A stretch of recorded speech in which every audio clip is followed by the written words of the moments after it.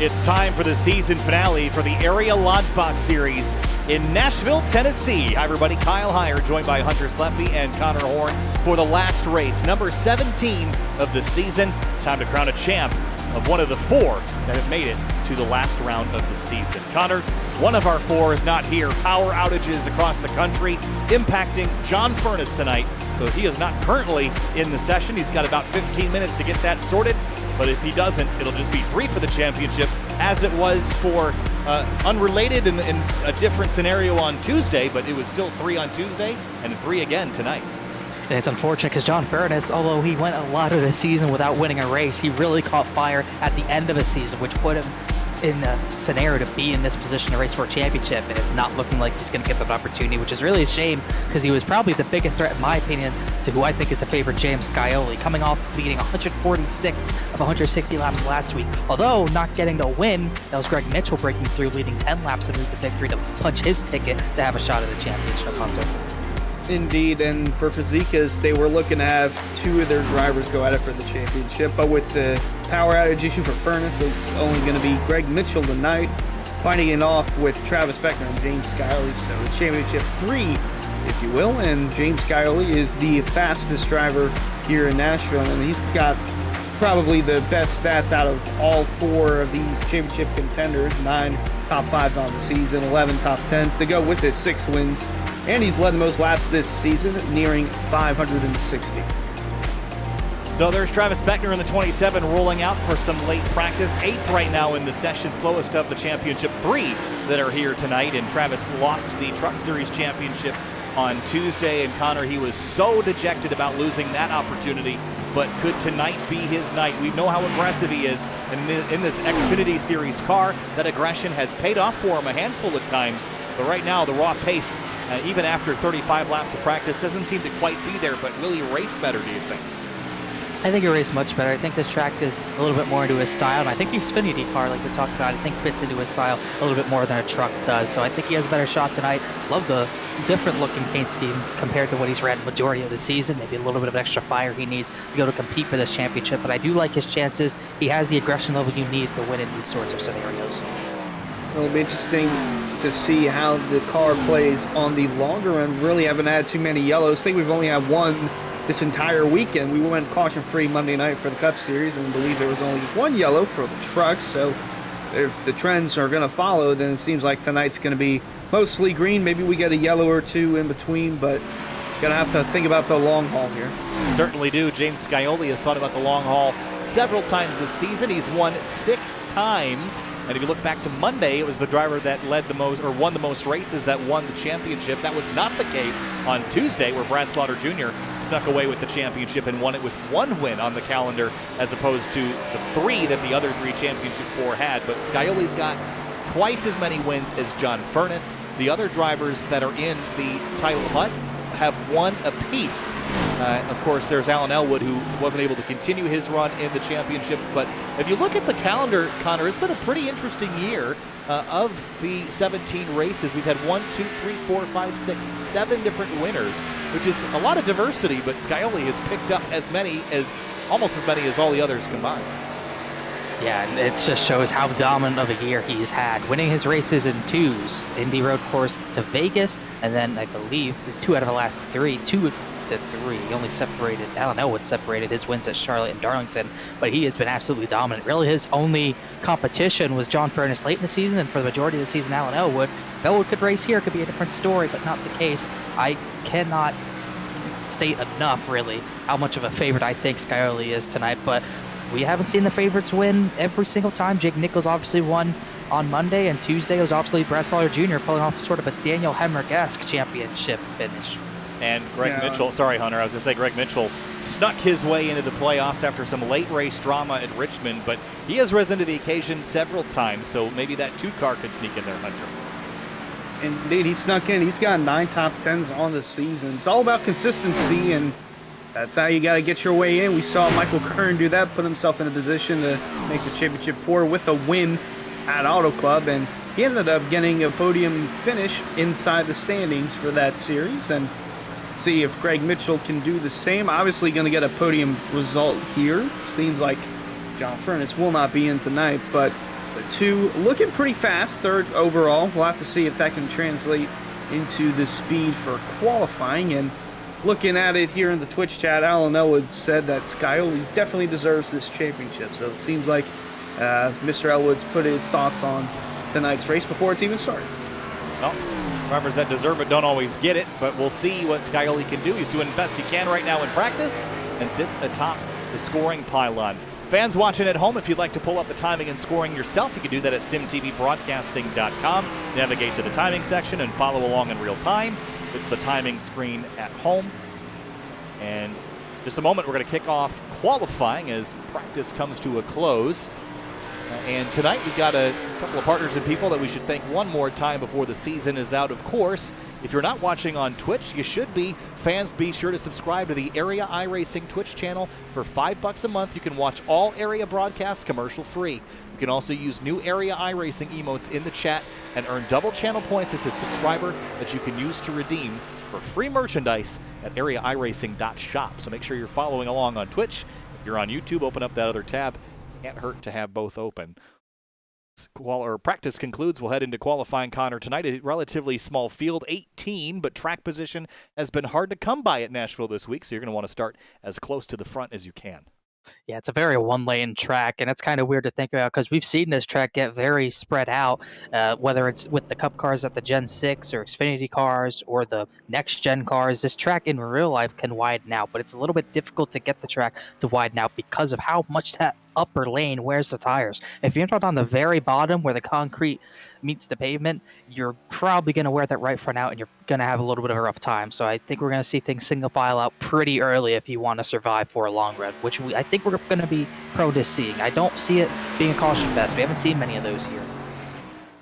No, we've only had one throughout the weekend or throughout the week of racing, and looking back at a season ago, only had 3 yellows for 12 laps in that one. That race won by none other than Cameron Hearn, but got 9 minutes left in qualifying, and that is Rob Ackley going out to complete his opening qualifying lap. We'll see what the rest of the drivers can put up here. Very dramatic skies here as well as we work our way into the evening here in Lebanon, Tennessee, just outside of Nashville. And this track, again, named Super Speedway to differentiate it from the Nashville Fairgrounds Speedway, just a couple miles away. Here's Rob Ackley out of turn 4. This is lap number 1. And a 30.718 will be the first driver to put a time on the timing and scoring. No other playoff competitors are out on track yet. Chris Rabel almost made it to the championship 4. It was the closing laps at Richmond that pulled him out after being in it for so much of the race. I know he's disappointed he's not in it, but Connor, he's got a teammate in the fight, and he's going to try to help him out. Yeah, he's going to do everything he can to help his teammate out, but he's also going to try to close the season strong as well. He's had a solid season with 9 top 10s, so there's nothing to really be ashamed of. Just didn't have enough of the pace to hang with the very fast drivers as Ackley is on, huge hit there, Rabel into a wall. That's going to end his run. He's going to get it stopped. He'll have one more chance to get another lap in. It's Rob Ackley's provisional pole. But he definitely wants to try to redeem himself here on a track. I think he can sort of get a little bit of advantage on some of these guys. As we look at Cameron Hearn, another driver who's looking for a little bit of redemption to end the season. So fast all year, just has not had really anything go his way. Hard to think that he hasn't had a win in any of the area series at all this season. I know. It's a crazy stat. Yeah. That's the Hemrick comparison. How does this guy not have wins? He's up there competing all the time, but maybe tonight is the night where he shakes off all the rust, goes out there and steals it, at least the win from a playoff competitor. Both races this week were won by the champions. And Hearn at 36.85 takes him to provisional pole.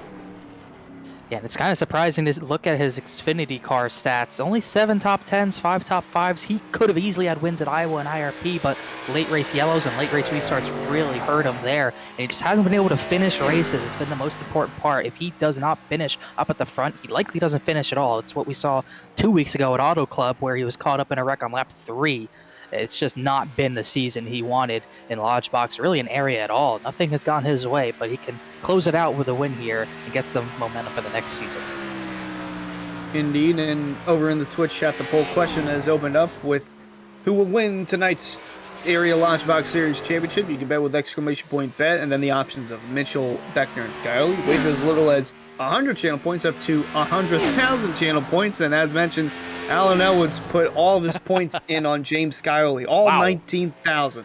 That is a lot of points, folks.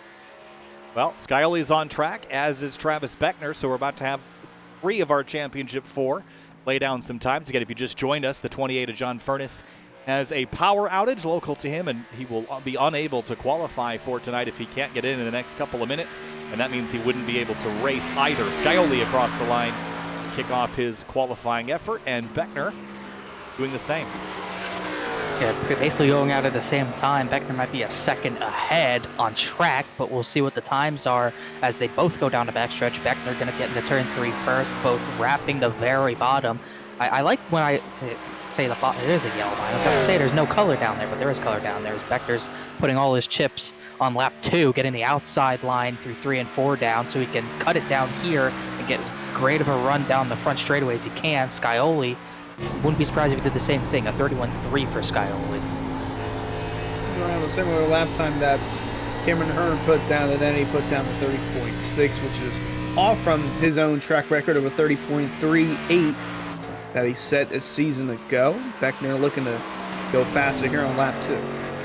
Out of turn 4 for the number 27.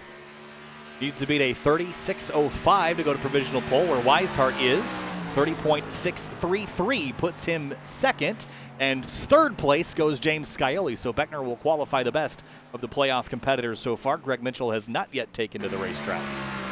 And that's pretty big, especially with how much pace Scioli had over Beckner in practice, over a 10th difference. That's big for Beckner to get track position early on, albeit he will be on the outside front row. Scioli will likely have the advantage on the initial start, starting third, as we wait to see if Greg Mitchell does get on track. About just over half the field's gone out.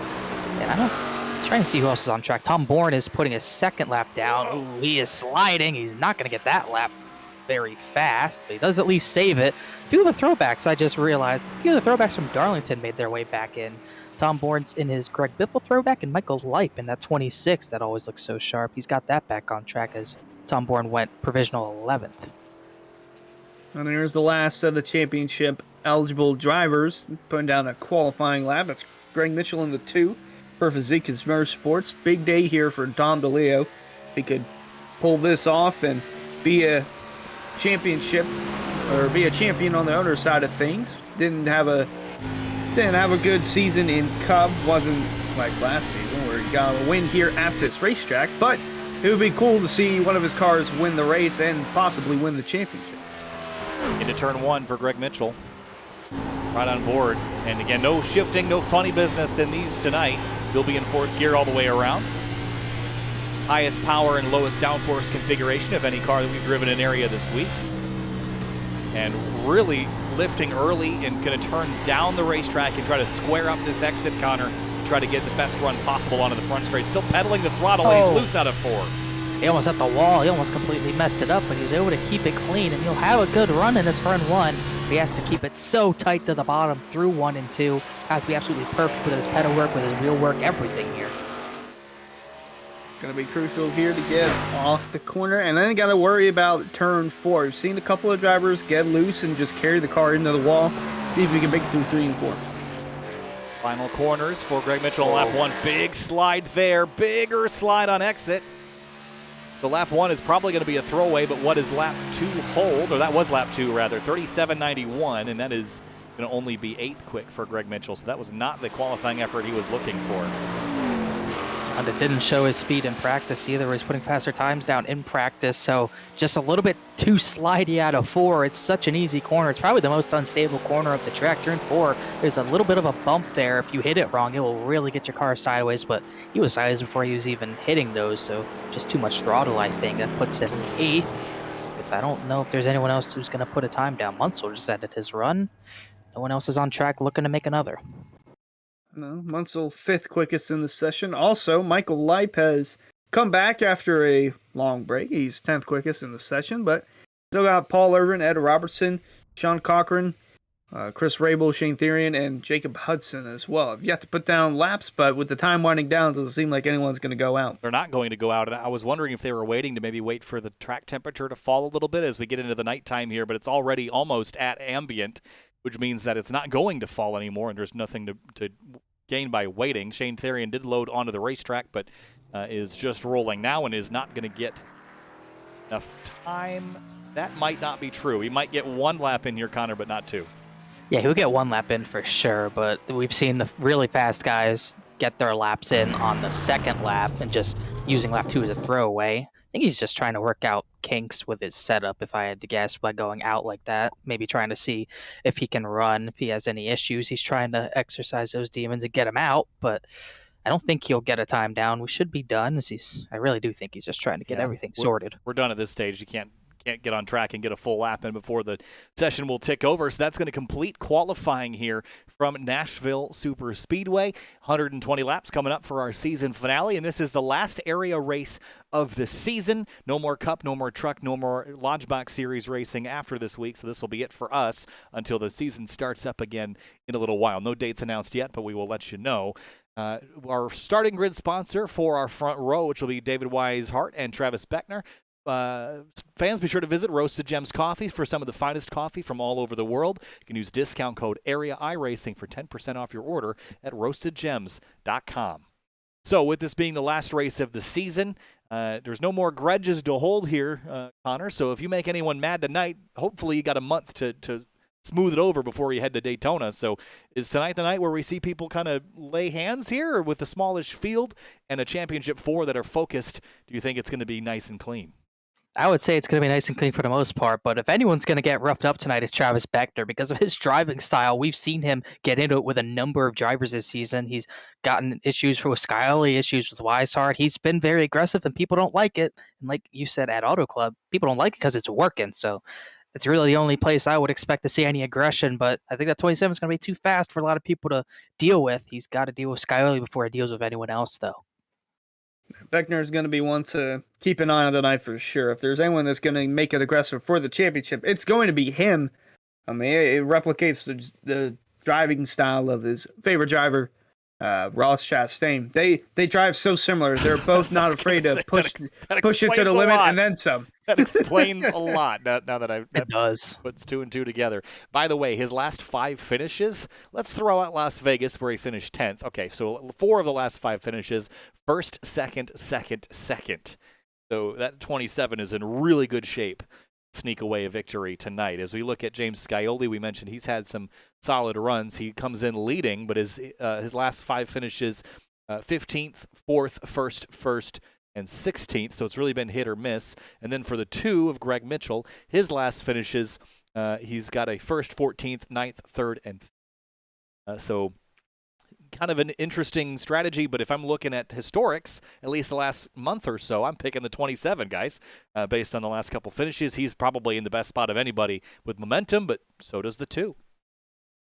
Yeah, 2's got a little bit of momentum for sure, but you can't just ignore how dominant Scully was last week. Completely different track, yes, but it's not like he doesn't have at least a little bit of momentum. He just got very unfortunate with what happened at the end of Richmond. He led 146 of 160 laps, which is insane for Richmond standards. That's something only Kevin Harvick and Kyle Busch have done in real life, and for Scully to do that in an Xfinity car is pretty impressive. So I still got to see the 7 as the favorite. Beckner's very fast. He's been fast the past month or so, but that 7 has been dominant on every track we've gone to, every type of track at that. So I would not be surprised to see this turn into a kind of not even a dogfight, whatever the opposite of a dogfight is. I wouldn't expect it to become that because Scioli is very, very fast. Could be either one. But yeah, looking at it, James Scioli, similar to Jake Nichols, definitely has had the stats this year of a champion caliber driver. Other than the polls, he leads all the playoff drivers in every single category, even has the best average finish out of 7.1. So we'll have to keep an eye on that 7 if he can turn that into a 1 and a 7th win on the season, possibly. Although you don't have to win the race to win the championship. Well, I think we are giving a little bit of extra time for John Furness to get a chance to get in, but it's not going to happen. John Furness, with this, unless he's in the next, before really the race gets to lap 3 or so, he's really going to be essentially eliminated from the championship. It'll just be 3 fighting for their shot at a championship trophy in the Area Lodgebox Series. We'll head down to the racetrack now and get through our starting lineup for tonight as the sun sets behind the horizon and we focus ahead towards our 120 lap race. Here's your starting lineup. Row 1, David Weishart in the 33, not competing for a championship but trying to snag one more win on the year. Travis Beckner starts second in the 27, first of our playoff competitors. Then the second of our playoff competitors, James Scioli, my pick. I'm just going to say it right now, my pick for the championship, and I think he's the favorite. He starts third. Alongside him, the 67, looking for redemption from the rest of the season, is Cameron Hearn. Row 3, Justin Munsell in the number 20. Rob Ackley starts 6th in the number 14. Garrett Grant's had a decent end of season, trying to cap it off strong. He starts 7th alongside our third and final championship competitor, Greg Mitchell. 9th place, Colin Fambro in the number 18 alongside Michael Leip in the 26. That Crown Royal throwback starts 10th. Got a Camaro and a Mustang right next to each other. Bryce Dennis in the 09, and then the 1 of Steve Durham. 13th place, row 7, Forrest Smith's number 84. He'll start alongside Tom Bourne running his throwback scheme in the number 16. Starts 14th. Bourne was the last driver to put a time down. Then we get the Chris Rabel in 15th, who was so close to being in championship contention. Not to be for him. He starts 15th alongside someone else who was very close, Shane Therian, in the 38. Ed Robertson starts 17th, the number 64, and Paul Swervin Irvin starts 18th in the 48. Paul's kind of fallen off the last couple of weeks. I think he's looking for a better run tonight. I would hope so. He's so fun to watch. If he can get to the front, it can be a show for sure. And then the only other driver on the grid right now is Matthew Cochran in the 4, that so recognizable Bass Pro Shops Camaro. Mike Tellier and Jacob Hudson will be the next two competitors, but they're not gridding, so that should leave us 19 cars. The field is sitting at pit exit waiting to roll. There's the 27 just starting to skid backwards as we get set for our pace lap. Quick look at our race analysis, 120 laps. And we've got 21 drivers here, but only 19 look like they are going to start this race as they roll out onto the pace lap. Connor, here we go. Our final warm-up lap for the rest of the season before we go green on the final race of the season. Very interested to see what happens. I think Weishart could be a sneaky pick for the win. He's been so fast this week, and he's just looking for something to go right in this Lodgebox series. It has not been the season he wanted. I don't believe he made the playoffs entirely, even with the speed he's had, but definitely looking to end on a high note. Another driver looking for some redemption. Hunter, who you got winning this thing, championship and the race? I'm going to say the 7 to Scioli. He gets the job done. Connor. I'm going with Scioli as well. I think it's going to be him.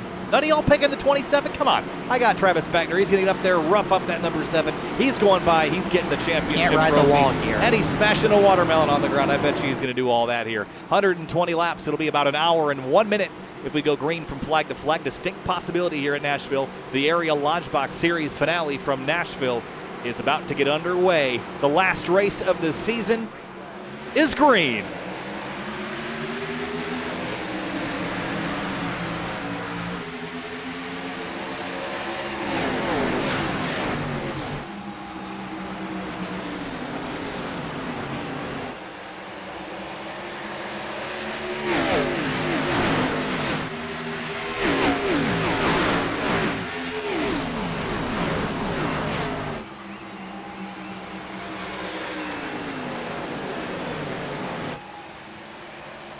Lap 1 complete. Weishart leads at the line. Scioli and Beckner battling for second. They're 3 abreast in the background. Garrett Grant is in the middle of 3 wide into turn 1, Connor. Ooh, that's almost not going to work as Mike Taylor does get on track. Durham way up the track as our 20th driver gets on track as they're just trying to scramble out and find some room away from each other. 8th on back, very unsorted out as Beckner has to drop off of the 7 of Scioli, and Scioli goes to the lead. Weishart kind of let him go there. No contest whatsoever from the owner of David Weishart Racing. That's another thing, is Michael Leip caught the wall back there coming out of 4th. The owner's championship, that's something that could be up for grabs still from a couple of the other teams, but right now DWR holding it strong with the first 2 spots. Travis Beckner falls to 3rd. Cameron Hearn 4th. Justin Munsell in 5th. Looks like a new livery for Munsell here this week with the Raycon car, number 20. Like a light with that contact in the wall out of turn 4 last time around. There is a crinkle to that right front fender. Forrest Smith is going to cross him over, and he'll dive underneath for 10th place on the front stretch. Yeah, Leip hit it hard, and he was hitting it a lot in practice as well, and only 2 laps in, he's going to have right front damage to contend with for the rest of this race as he goes way high. So hard to keep it down if you're on that second groove. It's so hard to get grip up there. hard to keep control of the car too. No Larson line can work here. Not even Kyle Larson can do it. That's just how challenging this racetrack is. And speaking of Kyle Larson, that is the 5 of Garrett Grant. Very similar number there. Obviously, they run the same number, and Larson is the favorite driver for Garrett Grant. Looking to make up a little ground. He started up front, and it's just fallen like a rock since. Yeah, big trouble for the 5. I'm not sure exactly what prompted him to drop this far back, but it's not going the right direction. That is certain. Here's Steve Durham and Paul Irvin side by side down the backstretch. This is for 16th place. No changes up front. How about this one, though? Ravel in the 29 under fire from Forrest Smith. And you guys mentioned that outside lane being a no-go zone. This track does not feature progressive banking. The angle of the concrete at the apron, or where the apron starts, is exactly where the angle of the concrete is up by the wall, which means if you get out of that bottom rubbered-in groove, it is just a slick, non-rubbered, marbled-in area of racetrack that will send you straight to the wall, as Beckner now has pressure from Cameron Hearn. And I think we'll see some door-to-door action, mainly because you cannot go any higher than on someone's door if you're on the outside. It's going to be hard to pass. You might have to pass on the outside as well. You try to get under someone, you don't have enough positioning, enough of a run to get by them before the middle of the corner, you're very unlikely to make that pass work, because they can just pinch you down and ruin your run. And it's either going to come down to you're going to have to lift and they're going to get back by you, or you're going to cause a wreck by just throttling into them. So very hard to make a pass here. You're going to have to get them loose and maybe even try to get to the outside and use up the tires to do that. There's the 38 of Theory moving past. 16 of Tom Bourne, that's for the 14th spot. Theory looking to put together a strong finish to the season, as we are under beautiful skies here in the sim. Yeah, gorgeous, kind of almost a shockingly orange and pink sky over turns 1 and 2. Really pretty out there tonight, that's for certain. You know, we don't get treated to that a whole lot here in iRacing, because the weather, everyone kind of always picks the same weather and same cloud cover, and it kind of ends up feeling very repeated. But tonight, a very unique looking sky we've got, as Weishart now feeling some pressure from Beckner, but Scioli is putting a gap on the rest of the field up to half a second. And guys, the races this week were pretty anticlimactic and clean and green. We haven't had any dramas really to speak of this week. And tonight already doesn't look like it's going to be that either. So we're going to finish out Nashville with the dominant drivers getting it done. Skyler's off to a good start. This is a track that really promotes spread out racing. And it's not somewhere you can race side by side very easily, so Dirty Air can really spread things out very quickly. It's just not a track that's easy to crash on. It's it's easy to be clean here. It's kind of difficult to spin the thing, because most of the time when the tires wear out, it makes the car very tight. So it gets hard to spin out. You very rarely see mistakes, which is why you very rarely see yellows here. We haven't seen many yellows here, so not very surprising for this type of track. By the way, all these clouds are on a track. If iRacing had rain yet, I'd say we're racing the lap 60, not 120. Well, speaking of mistakes, you saw a little mistake there from the 38 of Shane Theory. I think he'll end up losing that spot to Tom Bourne. Got a little loose there coming out of 4. And now Bourne looking to take away 13th from Michael Live as he continues to fall. Yeah, good little scrap going on back here. Just outside of the top 10. This is now for 13th place, and I think Bourne is a smidge quicker. Last time by was 0.3 faster. They're all kind of stuck in behind Robertson as well. But look at Light go up the racetrack. Immediately, as soon as he does that, loses the nose of the car as Bourne now goes to the inside. I guess his Roush Racing teammate gets to the inside. I remember Roush running Supras, but close enough, as they're going to go side by side. Still beautiful pace schemes, as Light not trying to give it up easily. Hits that bump out of 4, but keeps it pinned to the 16s. Oh, car in the wall in front of him? No, I think that was a glitch, but they stay side by side. I thought Ed Robertson bounced off it, but he got as close to it as he could without hitting it, as these two not giving an inch, but Light washes up. Yeah, Life still trying to fight for control underneath that 26 car. Bounced into the outside wall very early on, I believe on the second lap. Second lap. And it just has not handled for him right since. Also hard to get something going on that second lane. You mentioned everyone wants to get on the bottom right around that apron, that yellow line. Yes, there is a yellow line down there, folks. But that's really the most dominant groove you're going to want to be in. If you're on the outside, you got to find a way to get around the car below you and hope for something like the 38 to get loose. Not going to happen there, though. Just ahead, Tom Bourne continuing his progress forward past Ed Robertson, and now has Forrest Smith in view. He's going to get him out of the groove and go to the bottom here in 3 and 4. That yellow line, as you guys mentioned, it's a little hard to see because of the difference in contrast between the white concrete and the black asphalt on the apron, but it is there. This track also has a pretty nasty bump in turns 3 and 4. Now, we didn't document that a whole lot at the beginning of the show, but in a car with this much power and this little downforce, as life goes way high in 1 and 2, that 3 and 4 can be pretty treacherous, and you have to wait pretty long to get back on throttle at risk of spinning the rear tires. That's why I think it's the most treacherous corner, because that bump can catch you by surprise. You think you got all the grip in the world, even on old tires. You think you got enough grip, you can put X amount of throttle in and get off the corner. But that bump, you hit it, it'll jerk your car sideways, and you will have no more control over it. And by the time you do maybe catch it, you're in the outside wall, as we're going to see that probably get a little bit better as the track gets a little bit cooler, but still something to look out for. As yes, that's Greg Mitchell getting a little bit out of shape here over the Watch this straightaway. It's got extremely close. I don't think that was any net code. I think that was a little bit of a tap, but I don't think it's going to hurt him too much. He's moved up now 2 positions. I'm surprised we didn't see that at all Monday night with how close the cars were coming to the wall, trying to arc it, getting into that corner, get the perfect turn. Don't want to get too tight or too loose there, so didn't hurt him too bad. Still on the bumper of Mitchell, though. A little further back, Shane Theory and Steve Durham.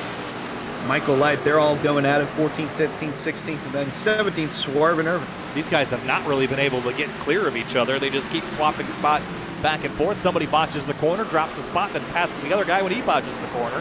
This time Irvin trying to take advantage, but they're all basically fighting for 14th, 15th, 16th. So I'm sure they'd all like to be up the order. But in terms of tire fall off, we're seeing kind of what we saw all week. This is an abrasive racetrack. And even for our leader, Scioli, we're off basically 7/10 of a second within 17 laps. And Connor, it came down to strategy on Monday. You really want to have better tires and pit later than everyone else, but still leave yourself enough time to go by and pass everybody. Green flag pit stops were the name of the game tonight. It also means you have to execute pit entry, which we saw be a challenge in both series. Yeah, the only one that I saw practicing pit entry is Greg Mitchell. As well, Forrest Smith and Steve Durham got very close off before, but he's the only one I saw practicing it.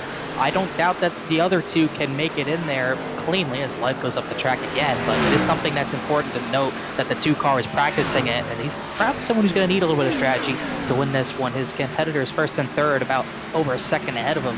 Mitchell's made up time, but he's going to have to probably make up more time in the pits than anyone else. The other thing that'll be key here is coming on, making green flag pit stops. Don't want to overslide your pit box, or in some cases, underslide your pit box. We've seen that a couple of times this season where drivers played a little too safe and they miss their pit box. They don't overshoot it, they undershoot it. So you don't want to overcook it or undercook it. You want to get it just right, especially under the green flag conditions, because if you mess up, it could cost you the championship. I've done that before. Stop short in the pit box. That is so frustrating because you're just trying so hard not to mess it up. And you focus on that, and then you still mess it up, just the other direction. I'd rather undercook than overcook, though. Let that be known. I'd rather come up short than come up way long. Don't have to put the clutch in and put it in reverse and flip the clutch and get it back. It's a lot easier to just roll forward a little bit more than it is to change gear and switch directions, that's for sure. For sure.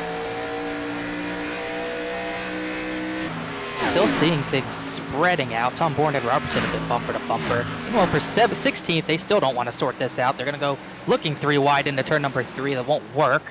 Lipe has, look at all these drivers back here, damage as well. Lipe from lap 2, Forrest Smith was in the wall recently as he starts to drop back almost to, he's going to hit it again, and he's going to drop all the way last on the track, 19. Italier start parked, so down to 19 cars early. A lot of damage on that 84 car, Hunter, yeah.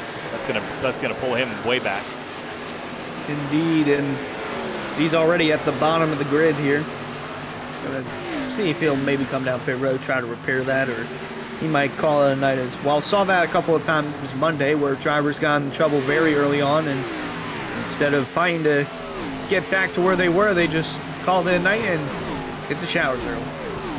Working lap 22, under 100 laps to go here, and it's been clean and green since the start of the race. There's a couple minor issues for some drivers up in the mix as we go back to find the closest battles on the racetrack. It continues to be this group. This time Garrett Grant, the genesis of it. Michael Lipe right behind him, and then Matthew Cochran in the number 4. Up front, no changes there. Scioli leads by 6/10. It's not the largest the gap has been. Weishart has eaten into that some, but it's not coming down significantly either, but we'll keep our close eye on it. That being said, he did just take 3/10 out of it that lap alone, but still not close enough to make any move. Not really a battle. Travis Beckner, every time I see him going into turn number 3 specifically, he's really kicking the rear out, just trying to get a lot of grip through that corner, probably using the tire more than he needs to. I don't know how well that's going to hold up until they have to make their green flag pit stop, but he does have a decent gap to Cameron Hearn, so he might be able to try a few things here. And here's Beckner in the 27 car. He stabilized that gap between himself and Scioli. Really, this top 3, they've kind of kept it the same over the last 10 laps or so. Hearn has closed in about 2/10 since then, but very spread out, very similar lap times. No one's overcooking anything just yet, possibly saving the tires for the longer run. As, once again, see the gorgeous sunset here in Nashville. And you're going to be stopping this race, I'd imagine, stopping at lap 60 and running to the end. But you might try to go a little bit further than that if you can bear it, and try to pit a little bit later and have a tire advantage. If you see anybody pit before halfway, they're going to be at a disadvantage in the long term. They'll get that advantage when they come out of the pits and everything cycles, but Connor, we've seen that be a losing strategy time and time again. So you got enough laps, the track is abrasive enough and slows you down enough that if you can stay out a couple extra laps, you're going to be in good shape.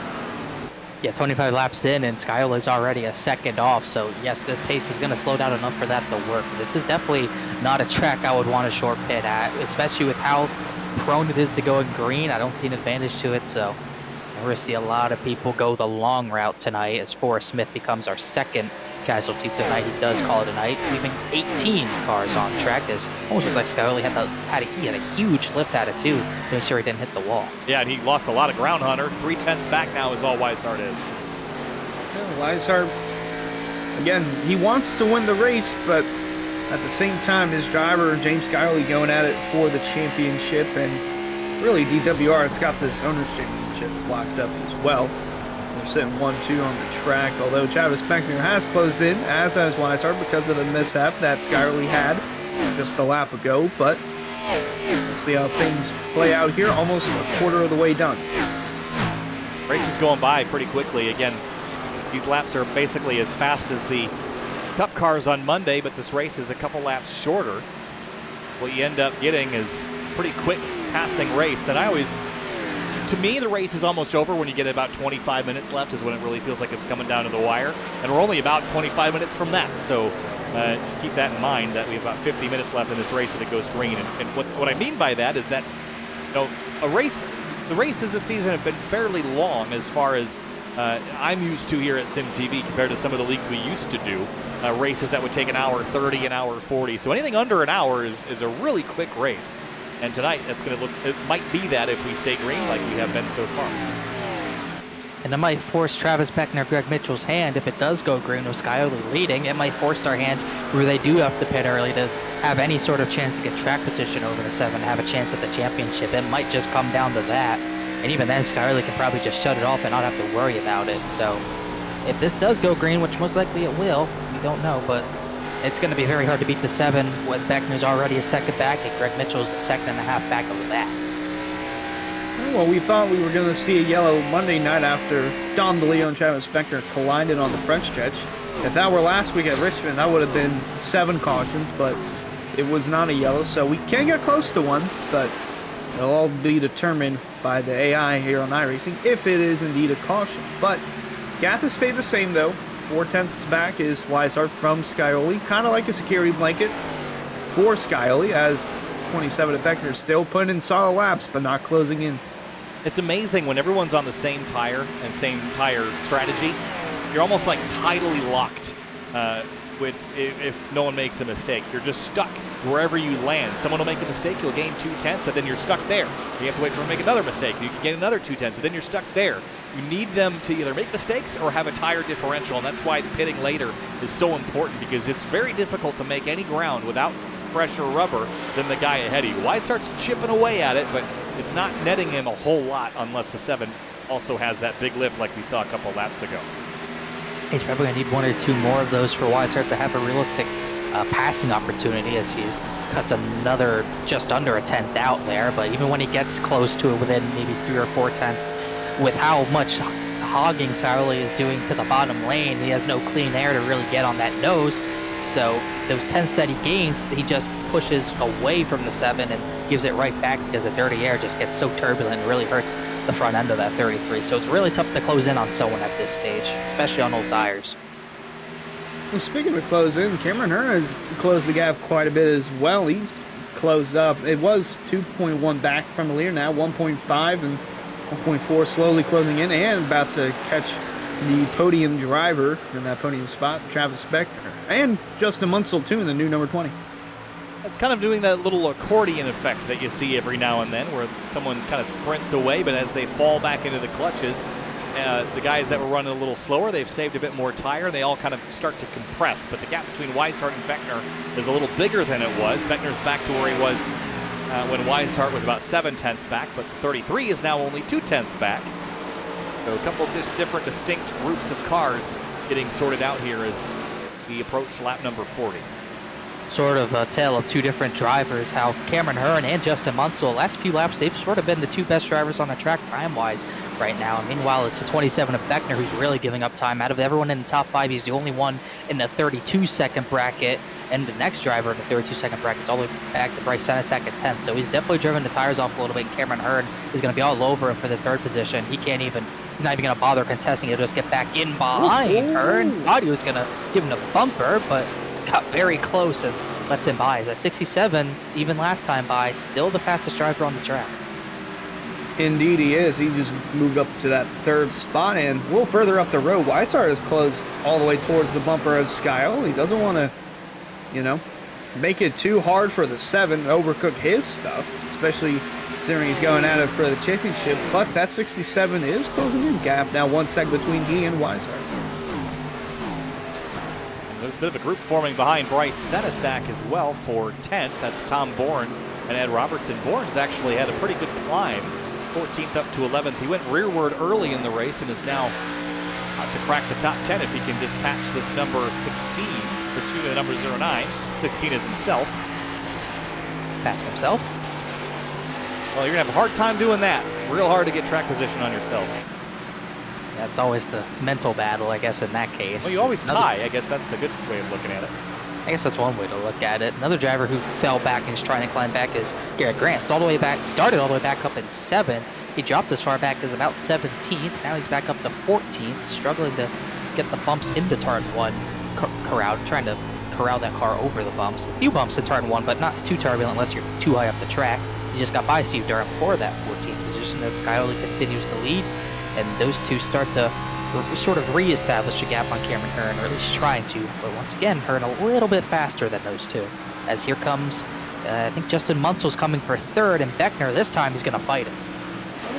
He's looking for 4th on the track. Hearn has the 3rd spot and might have a couple more in the next handful of laps or so. But Beckner not putting up, or not letting the 20 take the spot away. He's not giving up without a fight. That was so close there when he slid in behind him on the straightaway.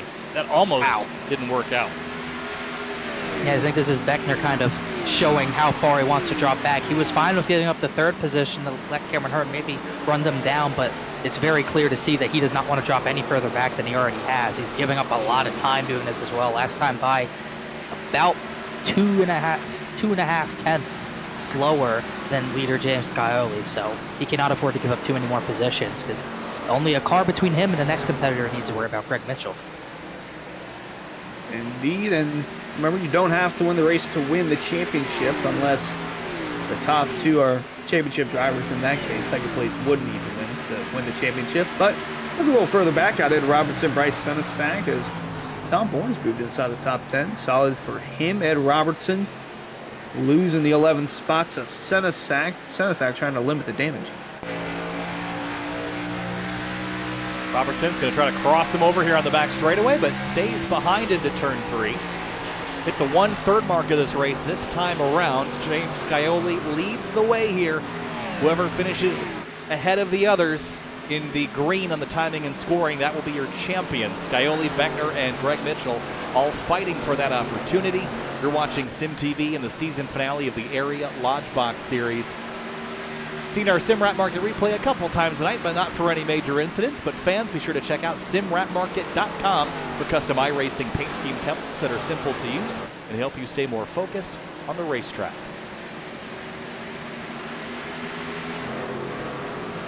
Tell you what, it's getting pretty interesting back here for P11. Senesac and Robertson continue to fight inches apart on the front straightaway car. And Michael Light hits pit lane. He was back in 17th. Actually, no, he was back in 18th. He's the first to pit. Not really scheduled, I assume, but he's been really struggling with the handle as this battle, like you said, does continue to kind of go crazy, I would say. And Robertson, very sideways attitude, trying to stay with the 0-9 of Senesac. Well, Travis Beckner, he's kind of been able to maintain that gap in 4th place. He almost hit the wall following Cameron Hearn, but he's able to maintain. He fought off the one challenge from Munsell and continues to do so. Very similar time to Scully last time by, but still 2 seconds back. He's going to probably need the short pit on this probably only pit stop to get under green. Now, speaking of pit stops, there on the left, you just saw Michael Light come out of pit road. He's the first one to come down and actually come out of pit road and not call it a night, but on board the bumper of Greg Mitchell. He's going to have to do something to get himself back in the heat of things, although closing in on Munsell, really kind of spread out here. Not too far, but kind of close enough between the top 6 or so, and Scioli's opened the gap up to 7 car lengths now and then some over David Weishart, and Hearn continuing to close in on Weishart for that 2nd spot. So here's the thing about Greg Mitchell right now. If you look at the strategy that he could play, he's going to see that he's only 2.4 seconds back from Scioli. That's not very far. What he's going to see is that if he short pits by 2 laps, he'll be ahead of Scioli when they cycle back out. But what we should also be looking at is that he's close enough that if you were to pit 2 laps after Scioli, he would lose some time, but he would gain that all back and have more tire on his car later in the race to move forward instead of playing defense. So if I'm Greg Mitchell, I'm looking at the timing and scoring, seeing that I'm less than a couple of seconds back, nearly 50 laps in, and knowing that, man, I am close enough that I can try an overcut and not have to try out the undercut just to gain time. He's close. He could do the undercut and get ahead of Scioli, but short-term gain, long-term loss like always. Yeah, but at what point do you realize you're not going to get the track position without either doing that or trying to get a yellow? There's what other way are these two, Travis Beckner, Greg Mitchell, going to be able to have any track position over Scioli? It seems like with this going green and getting very spread out, the only option to get a spot over the 7 is to short pit by a lap or 2, maybe even 3, and then just try to fend them off for 60-plus laps. At this point, without a yellow, that might be not only Greg Mitchell's only option, but also Travis Beckner's. See the cars flying by the front stretch. That battle for 2nd definitely closing in, and the battle for 4th as well. Going to be interesting to see how both of these play out as you see Michael Light on the fresher tires. That just shows how much of a difference it is on tires. Over 40 laps between Light and the top 3, and you just see how much ground he's making up. Going to be interesting with this battle for 2nd that's about to heat up. 7/10 a lap was what it was worth last time by, and Light was about 4/10 off in terms of his best lap in comparison to the leaders. Look at Weishart, though, having to go shallow into turn 1, and the 67 had full racetrack width to arc into the corner, so he made up a little bit more ground, and he's going to put some pressure on Weishart now. And these two are both not in the playoffs. They're just trying to get a win, and their goals are very different from those behind them, Beckner and Mitchell. Ooh, 33 sideways into turn 3, trying to pin the bottom. Not going to work. Washes up. Here comes Hearn. A great run out of 4, and we'll see how hard Weishart tries to fight it. Hearn gets to be inside, and he should have easy positioning into turn 1 to make this pass. Weishart won't fight it any longer. Well, the security blanket for James Scioli is gone, and meanwhile, I was going to say Mitchell's closed in on Munsell for a 5th spot. Now they're door-to-door for the position coming out of 2. Greg Mitchell trying to move back forward and get himself a little bit closer. Certainly, he's already guaranteed himself at least a 3rd in the championship with the absence of his teammate. Very close, wow. Maybe a touch there. If there wasn't a touch, it was inches between him and Justin Munsell. But this is an important pass for Mitchell to make, and shows me that he's saving enough tire to move forward later in the run. I think there was slight contact, maybe a little bit of neck code, but it definitely fired Munsell up the track more than he wanted to go. That gets Mitchell's pass done, but 20's not going to let him go easy. A little bit of a crossover, and he's looking to go inside, and I think he's going to try it. Not going to let the championship contender go easy. And Mitchell going to give him all the room and then some, basically running the 3rd lane with how much of a gap there is between the two. And coming off of 4. It's still going to be side by side. Meanwhile, right behind them, Colin Fambro, Rob Ackley going at it for the 7th spot. Got battles starting to happen all over the racetrack, Kyle. Yeah, tires are wearing out now, and we're about 10 laps from halfway, which means that pit stops are coming soon, and drivers are burning up their stuff at the moment, using whatever they've got left on the plate. Looks like Mitchell is going to complete this pass on Munsell, Fambro on Ackley, so 2 position swapping here. But now the strategy begins, Connor, within the realm now. You can make it to the end on fuel. When do you pit? Some are going to go probably right at lap 60. Some might wait 5-10 laps, but it's not going to be an enormous spread. I don't think they got that much fuel. Yeah, you can't go too much. You can't come too early. You can't cut it that close on fuel. So I think cutting it halfway would be 60. I wouldn't be surprised to see the 27 come in 57 or 58. That would be what I would do to try to get positioning over the 7. Sort of like what happened at Auto Club, what David Weishart tried to do to just try to hold them off on older tires. It's really the only option they have left unless something crazy happens. Riding in car, the number 20. Just lost that position to Greg Mitchell. Still going to give an effort to try and get around him. Hasn't really moved the whole lot. See that he started 5th, and he's kind of stayed inside that top 5, although just lost that to Mitchell, so we'll see how he does in the next 10 laps or so. Meanwhile, this battle will never die. That's Ed Robertson and Bryce Senesac still going at it, trading the 11th position back and forth, back and forth. And these two have done that a handful of times. But up front, Scioli leads by 9/10 of a second. He has led 52 of the 53 completed laps in this race. The only other lap leader was David Weishart in the number 33. He led the first lap, and that was it. Looked like he bounced off the wall a little bit at it too, but I don't see much damage. Travis Beckner trying to close back in. In fact, he has been closing back in on the 33. Might have cooked this up a little bit, tried to drive hard, maybe a little bit too early. The 27's coming back on him now. 27's also faster than the 3 drivers in front of him, so playing maybe a longer game than I thought he would. It looked like he was struggling the mid portion of the run. Is coming back a little bit now. Riding on board the 27, the brand new paint scheme for Travis Beckner is in a blue number 27 for most of the season, and switched to the white number 27 for the championship event. Easier to point out under the lights here at Nashville, and still making up ground on the 33 of Weishart. And I'm looking at this right now. He's still faster than Scioli. That time he was a hair slower. But I'm looking at this 27. This 33 is throwing this car around. But I'm looking at Travis Beckner going, save less next time, because you're faster now, and you're not going to be able to use that because, look, we're at halfway. If he does the same thing again, he's going to end up with a net deficit to Scioli in the second half of the race. So if you've got tire left, you can use a little more on the next half of the race and hopefully get yourself a little closer. That 33, though, Connor, he is struggling big time. Oh, yeah, big slide there. The only reason I made a noise during you talking is Senesac got the bumper from Ed Robertson last time out of 4. They almost wrecked, but they saved it. But yeah, that 33 definitely started driving hard too early, and it's let Beckner get back to him to take that 3rd position back. The 27 kind of let Weishart by. Weishart respectfully returns the favor, and we're not too far away from pit stops here, but we'll see how close Beckner can get to Cameron Hearn before those pit stops happen. Closing in on halfway, 1 second separating Scioli and That was Weishart. Oh, and here we go. Doors open. Pit stop's underway. The 33 is the first to break. 2 laps shy of halfway. 3 laps shy, rather. Cameron Hearn matching or beating the pace of Scioli. The same with Beckner. So they've really equalized out in the top 3 here. It's 1 second back to Hearn, 2.3 back to Beckner. And I wonder if someone is just going to come right on the money lap, lap 60. That makes sense mathematically. I wouldn't be surprised to see Mitchell come in. Yeah, but he's not going to. Here comes... Nope, thought Rabel was going to pit. Mathematically, halfway is the best time to come. Strategically, though, might be a little bit later than that. No, strategically, words.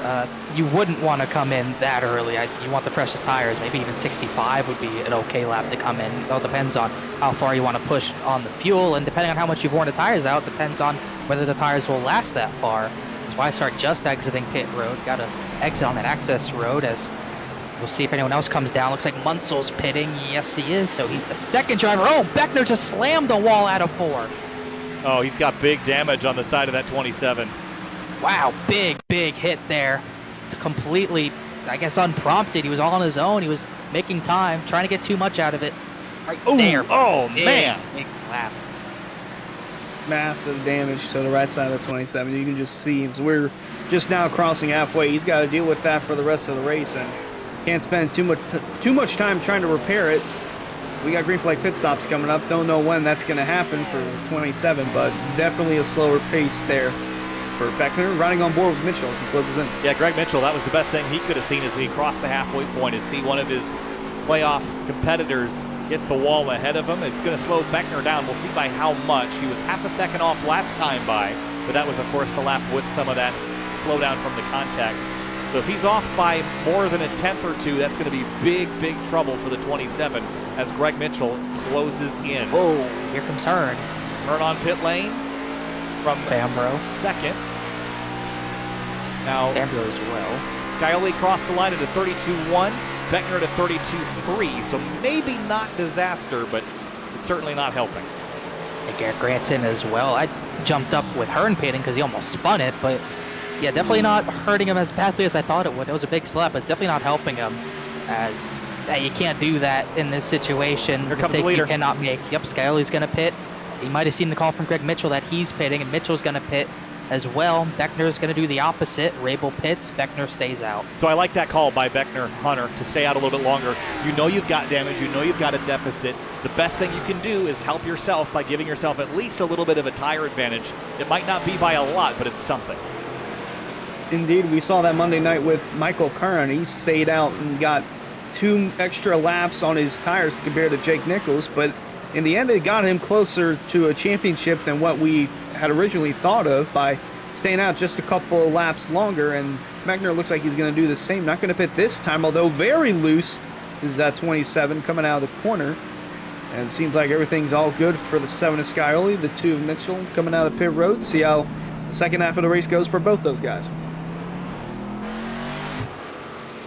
They're rolling now on the apron and getting back up to speed. Chris Rabel in the background there as well.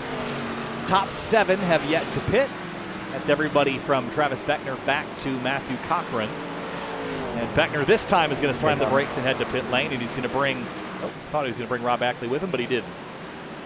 Then Ackley takes the lead. Tom Bourne's next. He'll stay out another lap. Trying to look at who were the leaders. Scioli came out, I believe, behind Cameron Hearn, who I think pit only a lap before, so we'll see how much Hearn can do. He's up the track a little bit, as this should be the battle. Well, it's not the battle for the effective lead yet. David Weishart's even further up the road. Yeah, a little further up the road. Did pit a little earlier, though. Not sure if Weishart's going to have the fuel to make it, but we'll see at the end of this one. Coming to 55 laps to go. Scioli closing in on Hearn for what would presumably be the second position, as Beckner's still on pit road, just now exiting his stall, and see how the rest of the race goes for him. So he's got a 2-lap advantage. It's not significant. He's going to lose a lot of time and positions, but he's just hoping it goes green and he can use it up towards the end of the race. This is going to be the fiercest battle on the track for a bit, I think. Cameron Hearn and Scioli, this is for 5th right now, but it's going to cycle to be 2nd is this battle because Weishart's ahead of them. And Scioli is a hair quicker, but again, 1 lap of difference is not significant enough to make this pass any easier, Connor. I always talk about the phrase catching's one thing, passing's another, and this is a track that phrase could not be repeated enough. Catching is so hard to do with the dirty air, and passing even more difficult. We haven't seen too many passes, especially on the short run. We didn't really see much changing around either, but that might have to change here as Hearn's going to get held up by Steve Durham. He's going to give a little bit of a bumper to the one. He's going to even give him the door almost. Oh, into the wall! Scioli bails to the apron, but drama's there with a lap car. Yeah, these two they've had their own little personal beef over in the Discord for a little bit now, but not sure if that's carried into what we just saw here. It kind of looks like it, as lap car getting in the way, and just a little clip there. Not really sure, but these two definitely had beef over last week. Kept the lead out of it somehow. It almost looked like Hearn turned right, but he had to be loose to do that, as somehow it looks like the right front's fine, but the right rear's really taking the brunt of the damage. But Scioli still has to fight his way by this car. Riding on board the 7, and Hearn's going to drop and let the 7 go. And he's just going to parking in front of the 1, this is going to continue. It's definitely not going to end until lap 120. Might not even end there. Loose out of 4. I'm just curious to see where this is going to go, guys, because a caution would totally throw a wrench into this, and this might be the most volatile situation we've had on track all night. I think that's a given. That's the most interesting situation. That did help the 33 of Weishart a little bit too. It kind of prolongs Scioli getting to him, so we'll see when the 7 does catch the 33, as these two are going to be bumper to bumper for a little bit, I would think. I don't want to see yellow come out, especially not like this, just because you're trying to one-up someone on the racetrack, and that's going to screw over the championship for someone. If this indeed does create a caution. Doesn't seem like it though. 67 starting to create a little more of a gap to the 1. It would be very interesting to me if Cameron Hearn gave the 7 a break and then proceeded to wreck his race by bringing everyone closer again, giving him an opportunity to pit. So we'll leave those 2 alone for now. Here's Colin Fambro and Greg Mitchell. This is for 5th place, and Mitchell moving forward. Again, he's on same tire strategy as Scioli, but now a handful of seconds back, about 4 back from the 7. Yeah, he needs to go for sure. As Mitchell, he is going to get the position from Fambro as he's trying to keep up and make sure he stays ahead of Chris Rabel. Rabel just got by Paul Irvin, not for position. As Cameron Hearn letting it known in the chat how unhappy he is with Steve Durham, as those two not close enough to really be a threat yet, as Travis Beckner is also behind Paul Irvin. He's trying to keep pace with Chris Rabel. Trying to look at the times. Beckner 31.1 last time by. Scioli 31.132. So yes, faster, but not nearly by enough. Something's bound to happen. That one is driving looking at it. way Yeah. I don't understand more than the 67. Does anybody understand what the 67's mad about? Because the contact was on the 67. He was loose or turned right, but I don't think the 1 did. Maybe he pinched him a little tight on exit there, but I don't really know why that would. There was a pinch for sure, but Sure. I don't know that it warrants. Clearly both over chat. They clearly both disagreed over what happened. Unless this is a running thing, It's got to be. There's no way that that would drive you crazy enough to. No, this has been personal beef in the Discord that started last week after the Richmond race. So it's kind of got escalated a little further there. A little personal beef between the two. So obviously they butt heads on the racetrack now. What a coincidence! But we'll see if cooler heads prevail as laps continue to wind down after the little skirmish between the two on the racetrack just happened. Almost like the 67's trying to draw more, which is maybe won't do anything, but is inviting the 1 to participate. But certainly drama beginning to pop the tea kettle here a little bit. It's just frustration over the season. We know Cameron Hearn's had speed to potentially win races, and he gets loose again. He just hasn't had the luck go his way. It's another thing where, yeah, there's some conflict there, but just another thing being wrong place, wrong time for her, and it's just all the frustration from all the races that have gone wrong, probably boiling back there in the wall. One incident. That was another big hit. Not a big hit. Second time we saw a driver clip the wall heading into the turn, and second time it was a championship contender. Earlier, Greg Mitchell, now Travis Beckner. He's just fighting for car control here. He's just trying to make it to the end of this one. But back to the Hearn and Durham little skirmish that they're still close on the racetrack. I don't know how it would feel if I'm just the Munsell slowly creeping in on the 3rd place battle. There you see in the 20. Well, Munsell will have to dispatch the 1, and I think you put a car between these two, they might refocus their energies here. But we're getting down to the very end of this, guys. 23 minutes to go. Working lap 76 of 120. Scioli is 20 minutes away from a championship trophy. He's also still 1 second back from Weishart. He's still gaining 0.3 a lap, but the 33 still has track position on. Not catching by much, but he is still catching. Actually, last time by it was about 0.2, so he is starting to close in a little bit faster. As 3rd place Hearn, then Durham, Munsell. They'll navigate by Michael Leip, who just went a lap down. That's for the lucky dog. So Durham will have that for the time being as Munsell closes in on this battle, trying to get the 3rd. Durham not giving an inch just yet. Not quite, although starting to lose a little bit of ground to Hearn. Might have to consider letting the 20 go, considering There he goes. They're battling for position. He's going to give him the inside. Oh, Hearn's literally closer. Yeah, Hearn's just sitting in front of him on purpose. I think it's very clear now. Yeah, I think Hearn's definitely doing that. He gave up a spot on the race. I mean, again, last race of the season, you got a month for any suspensions and things to bubble off and boil away. So who knows what's going to happen? But now it's clear that something else is about to happen here. It reminds me of Kurt Busch, Brett Keselowski. They get closer again. They come together. They door each other. One gives the finger. And then it goes off again. And nothing happened after that. And actually, Kurt won the race after that happened, that same race. But I don't think if there's more contact, one driver will win the race. So this ain't over yet. That one keeps creeping close.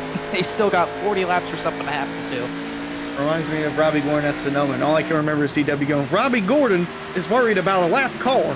It just reminds me of that. There's no other battles on the racetrack that are immediately on fire, so we'll keep our eyes on this one to see how it goes. But closing in on 40 laps remaining, our final third of the race next time by.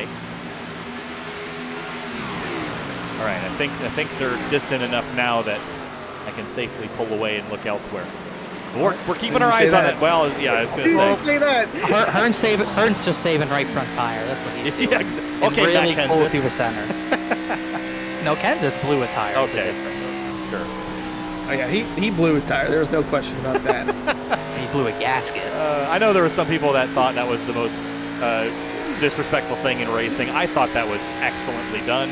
Dale Jarrett took him seriously, which I think is funny. That's when Kenseth said he blew a tire. Dale Jarrett was like, "No, you didn't," thinking Matt Kenseth actually. Look, Penske had it coming in 2015. Penske and 2014 for that matter. They had it coming to him, and Matt Kenseth just did what everyone else was thinking. Still looking at Travis Beckner's gap. He has fresher tires, but the damage is taking its toll. The last time by is about a tenth and a half slower than Scioli, and meanwhile, with Scioli climbing to the front, he's now within half a second of David Weishart. I wouldn't expect Weishart to really battle him too much, although they are about over 4.5 seconds in front of third-place Munsell, so maybe they will fight. We'll have to see here as still looking at Hearn.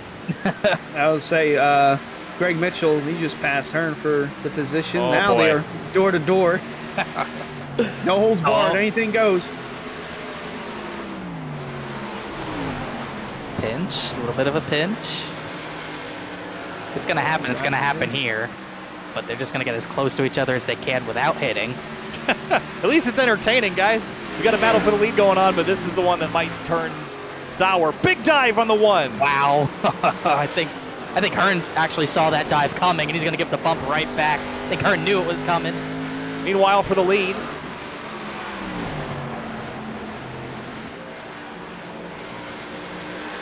Woo! New leader. and back to this. This battle's happening. Battle for 8th is happening. Beckner's really pinching Rob Ackley. Beckner's not giving an inch to the 14 as that battle could turn ugly too. A caution would totally change the flavor of this race, and we are not over yet. What flavor is this race now? It's salty right now, I'll tell you that. Not spicy? Well, spicy is salty. It'll be spicy. Same difference. It'll be spicy. I don't know what it's going to get spicier for. First place, lead lap versus lap car, or for 8th place, because Beckner is much slower than the 14, but not giving him an inch. As we're closing on about 35 laps to go, as Cameron Hurt's check is disabled. Not surprising. No. And they've gotten warnings from race control already. Even Colin Farnborough is pleading with them, please don't wreck him. Oh, Cameron. no. We're going on a blaze of glory. It's like the Cold War between the two. It totally is the Cold War. Okay. Ackley's already cut Beckner a few rings. I just don't know how many Travis Beckner has left. Yeah, Travis is just trying to salvage a sinking ship at this stage. But, again, he needs the caution. He's hoping that the 67 does something, or the one, or vice versa. But at this stage of the race, Travis is in trouble. And he lost Tuesday's championship so painfully. And tonight, I don't think he really ever had a true shot at it with the pace that he had in the pit situation, but the damage has just made this go from bad to worse. Yeah, he was at least gaining on a sort of longer run as the race went, but that pop into the wall really killed it for him. And I personally would have brought it in right after he hit the wall, but he did not do that, as these two keep playing games. It's just not been, I thought he'd see a little bit more from him, but Scioli's just had such good pace, especially short run, and he's been very on par middle long run. It's just almost unstoppable combo when someone's that consistent over a long run. These two still going at it, closing in on Hearn and Durham. It's Beckner and Ackley going at it for the 8th spot on the track. Not giving up just yet is the 14 of Ackley, closing in right up on the bumper of Beckner going in the corner. And fair play between these two so far. They haven't really leaned on each other yet. They have to be respectful to each other before they actually start racing, because they still have to pass Steve Durham and Cameron Hearn. Oh, a little smoke and debris from the one, I think, scraping the wall. Someone say debris? Where's that trigger happy caution button? Whoa. Kyle Busch Big is time going to be loose. out by now. Yes. They're actually just shoving him into these corners. I'm surprised he's, like I said, I'm surprised he's waiting this long to wait for the move, but I guess also, like I said, they kind of got to get by these two first before they really start battling. They get the Durham first. See if Cameron Hearn backs off the kind I was going to say, did we finally get some cars between these two guys? Or, there we go. I think we have. Cameron gave up about 3 spots just to stay with the one and play the Kevin Harvick 2011 mind games. It's not like he even has that much damage. It's really all right rear. I'm pretty sure he could still be in the top 5 if he wanted to be, but... Yes. That was a conscious decision. Out front, 30 laps to go next time by, and James Scioli just continues to run quicker lap times than basically everybody else. Chris Rabel's a hair quicker, but this 7-car Hunter is just in the best spot of anybody. Definitely is. 2.5 lead to David Weissar, and without that, a little more than 5 seconds. Oh, boy. Oh. Well, no, that's... Oh. Yeah, I see what you mean now. 30 laps to go, guys. We're getting down to it as the Area Lodgebox Series finale continues. Fans, be sure to check out rickshotsauce.com for some of the best hot sauces made locally in South Florida. And the Rick's Hot Sauce Rookie of the Year battle in the Area Cup Series was finalized on Monday. Michael Curhan was the winner of that.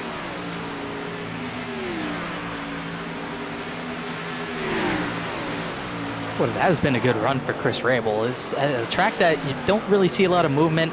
He has been the biggest mover by far, up 9 positions, started 15th all the way up to 6th, and knocking on the door of a top 10. He's caught Colin Fambro. He just hasn't been able to make the pass quite yet. Here comes Ackley on the 27. Knocking on the door for that spot as well. And he has been.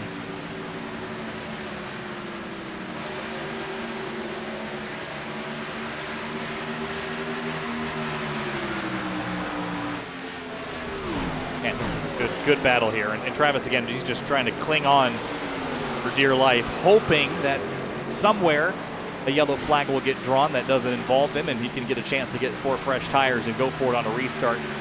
But I think, Connor, you mentioned that the truck didn't suit Travis's driving style. I don't think this track suits the driving style of Travis Beckner. Single line, you can't be aggressive. It's abrasive. I think he really likes the tracks where you can slide around a lot and pick different lanes. It just isn't friendly to his driving tonight. But Rob Ackley is getting stuck behind this 27, and you can tell his patience is running thin. Yeah, you're probably not wrong. Just a little bit too much of a one-dimensional track tonight for him to really compete, as here comes Ackley finally with a good shot to the inside. Beckner throwing it in there, not giving an inch to Ackley still, but I don't blame you for having that opinion one bit. I think it just has not been his track, and maybe something he'll look at for next season if they come to this track again. Just got to work on holding a line and working on finding a little bit of speed as well. Speaking of speed, Hearn has gotten the speed back underneath that 67, closed in on these two. Might take a couple spots here. 25 laps to go next time by the stripe, getting down to it. If you got moves to make them now. You're running out of laps. Really not many battles on track. There's obviously his battle Ackley and Beckner. I guess you can include Cameron Hearn in it now. He decided he wants to race again. Fambro, Rabel. Yeah, I know. Imagine that. Fambro and Rabel right next to each other. Greg Mitchell's a little bit behind Justin Munsell. And Weishart and Scioli all on their own. Now separated by 2.5 seconds, as Scioli's still by far the fastest car on the track. around 25 to go. 2.5 seconds, and growing, separating Skyline and Weishart. Great battles throughout this pack, though. Definitely had some drama in between for a very surprising race that's gone green flag since the drop of the green flag. Haven't had a yellow in tonight's race yet. And if you heard that, I just knocked on wood, so I hope I didn't jinx anything there. But quick look at the race recap. 4 leaders, 5 lead changes, and less than 25 to go, and still no yellow. All clean and green since the drop of the green flag. James Scioli has been out front for the vast majority of this race, other than a couple laps during the pit stop sequence. And for the opening lap, he has led every lap since. Led 75 of the 97 that we've completed. Weishart led a couple more because of the pit stop strategy. 18 on his night. Ooh, big slide through turns 3 and 4, but he maintains second and is pretty safely there. Munsell is a hair quicker, but 2.3 back is a lot to make up. And then Greg Mitchell in the number 2 came in after winning at Richmond, sneaking into the playoff 4. Put up a decent fight during that first run, but pit strategy has not been kind to him, and neither has the lack of caution flags. One because of the chaos last week, but without the chaos this week, Connor, he has been just lingering just behind Scioli, Weishart, and Munsell.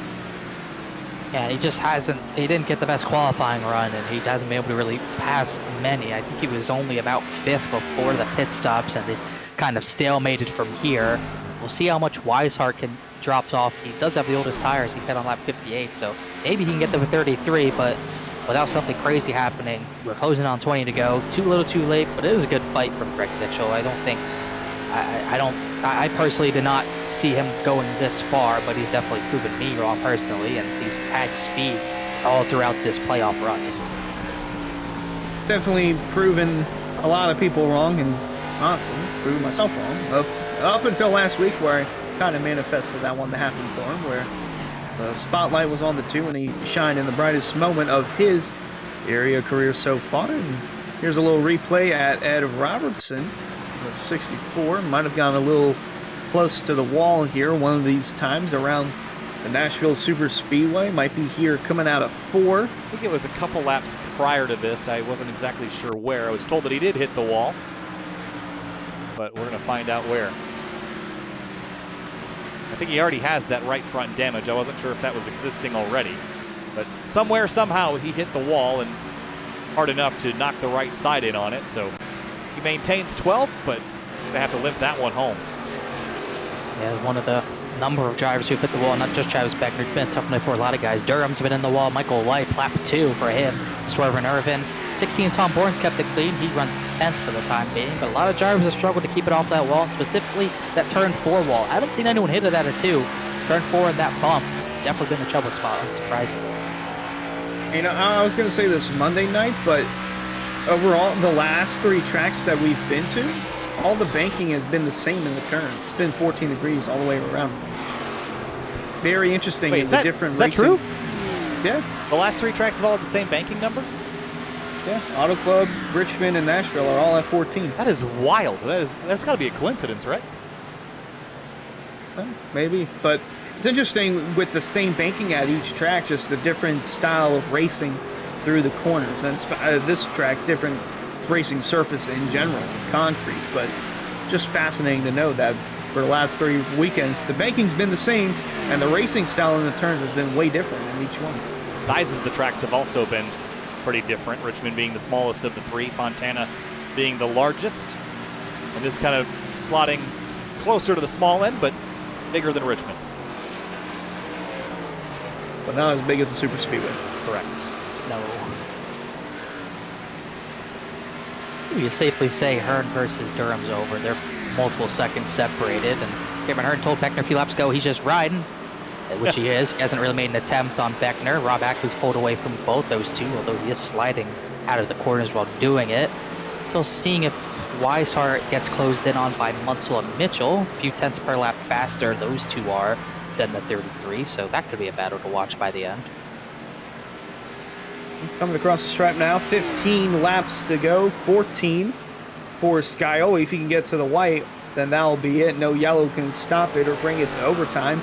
At that point, as soon as they cross the stripe for the white flag, that is it And that's what the 7 is hoping for. Almost a 5-second lead over his owner, David Weishart. Justin Munsell about 7 seconds back. Greg Mitchell is 7 seconds back. The second place driver in the championship standings as they run. Been an interesting race so far, but without a whole lot of drama besides the 67-1 having a little bit of a cold war between them. 14 laps remain in this race, and Mitchell trying to run down Munsell, but not quite able to do it. A 10th slower lap by the looks of it. Connor, we're getting down to not only the end of the Area Lodgebox series, but the end of the season across area. This is a big night. Definitely a big night, and we'll see what Mitchell, kind of intrigued to see if Mitchell can get any of these positions within a few laps. Looking unlikely, but if we get a late yellow for whatever reason, anything's possible. All the track position matters when you're coming in to pit stops, because if we got a late yellow, everyone's getting their fresh set. So it'd be important for him to at least try to get to the 20 at Munsell, but he's been dropping back the past few laps. It looks more likely Fambro would catch him before he catches Munsell. Oh. Big time loose there. Big time slide for the 67 of Hearn. He's just riding. Closed in on Beckner, but still riding. James Scioli has so much clear racetrack ahead of him and behind him. And this is something that, as a driver that's looking for a championship, I mean, you can wish for nothing more than to go out there, lead the most laps, have a nice clean pit stop, get back out in front, and then have no interferences and have everyone pretty much spread out, or not spread out but not fighting. This is a dream scenario for Scioli. Just needs to make it 11 more revolutions. Yeah, it's definitely this has pretty much been the perfect race with the way this is going. It's really, he has not had any sort of challenge since he got by David Weishart on lap number 2. Literally the perfect drive. Kind of reminds me Dale Earnhardt Jr. in the Xfinity Series, which was then the Busch Series. He had such a smooth run at Homestead when en route to his championship that what didn't even look fair. It looked like he was out for a Sunday drive, and that's what I imagine Scioli's looking like right now. It just looks absolutely perfect, and it looks too easy for him right now. He's almost up to a 6-second lead. Could be 7 seconds by the time this one's done. 10 laps to go. All that remains here at Nashville for the Area Lodgebox Series. And it is coming down to the end of the season. And again, fans, be sure to check out the areairacing.shop website for merchandise to represent your favorite driver from the season. Shop from the selection of t-shirts, sweatshirts, hoodies, stickers, and more. Use code SWAN for 10% off your order. Check out areairacing.shop. Pick up some James Scioli merch while you're there. You can get 9 more laps, guys. He will be your champion. Better get that merch now. It's going to be off the shelves. Yeah, it's going to be jacking up the price. Wait, he's dominating. I would say so. Double the price. $70. Discount code. Discount Tuesday for the 2 and 27 merch, though. Can't forget about that. That's not a thing, but maybe it will be. It is now. Okay. Sorry, area. Cutting into the bottom line. Blame Kyle. Hashtag it. Ambrose catching Greg Mitchell here. Could see a pass for 4th. He's starting to close in as Munsell's kind of driven away. I don't think Munsell's driven away from Mitchell as much as Greg Mitchell, I think, has worn the tires off. And he also has right front damage, which I don't think he had as many laps ago. So probably pushing too hard, and he's losing the handle on the front nose of that Mustang. As Pembroke's almost surely going to have a look here in the 3. Here he is, going to look low on the 2 of Mitchell going into the corner. Mitchell, again, in that 3rd lane, but essentially a 3rd lane, can fit a car right in between the 2. Maybe not now, definitely not now, but interesting battle for the 4th position as the laps wind down on the season. Mitchell is not close enough. Not in the position to win a championship. Not even really in position to lose 2nd in the championship. He's just kind of riding this one out. Chris Rabel is going to join the party here. This is now for 5th place. Rabel's going to drop to the inside, and Mitchell is seeing Spot slip away, but it almost doesn't matter as the season championship and the next 4 positions are done just on your finishing position in relation to the others in the playoffs. Travis Beckner will finish 3rd on the season if he can get through the next 5 laps because of the absence of John Furness. But James Scioli beating everybody else And he's looking to do the same as the champions Brad Slaughter Jr. did on Tuesday and Jake Nichols on Monday, win the race and the championship with the double whammy here at Nashville. Like we said a few laps ago, just been too easy, really not even a struggle. I don't know if he's seen a car for the past 20 laps, to be completely honest. It's been so easy. He's now on 5 to go, 4.5 to go. I was looking at Munsell closing in on Weishart. Don't think he'll get there in time. Greg Mitchell has to fend off Chris Rabel for a few more laps. That's going to be tough to do. Rabel to the outside, squeezing his way to the outside. I haven't seen a pass on the outside, I don't think, all race, so Rabel's going to try to do it the hard way. A little bit of a challenge to get that top 5 for 29 of Rabel, and not going to do it there. Hearn still on the bumper of Beckner, still riding, and Mitchell still fending off Rabel. Oh, Mitchell almost out there for a moment. Colin Fambrough slipping and sliding. The grip level's dropping away, guys, because we're 55, 60 lap old tires at this stage, so you're out of grip, you're out of fuel, you're out of energy, and you're out of time. Yeah, I think the entire field's out of time. The clock's ticking down, and it's really, it's just, there's nothing left. This is everything everyone's got. Final few laps of the season, no reason not to let it just hang all out and give it everything you got at this point in the race. That's what Weishart's been doing. He hit the apron, he's trying to drive so hard away from the 20 of Munsell. Everyone's giving it everything everything they got. Side by side for 8th, Beckner and Hearn. Hearn continues to ride up the track he goes. It looked like Hearn was going to ride it on the outside around the 27. Not quite done there yet. Dismount not done yet either. Race not yet done. Still got a couple laps remaining for Scioli. As long as he makes it to the white flag, this race will end. But caution cannot bring in overtime. And there's Rabel still trying to get around Mitchell. Got 3/4 of a mile until he gets back around to that stripe again. Big, good run here for the 29 of Rabel on Mitchell. This will be for 5th. And while Scioli's so far ahead, he is already coming out of turn 4. He gets to this line, it's pretty much over and official. White flag, final lap of the season. James Scioli. Munsell is closing in on Weishart for the second spot. Weishart's actually going to give it up. Is he out of fuel? He might be out of fuel. Slowing on the apron, but James Scioli on the back straightaway has half a mile remaining. This season he has won 6 races, and how fitting. After 17 rounds in the area Lodgebox series, the number in the win column matches the door. 7 wins and a championship. James Scioli wins it all at Nashville.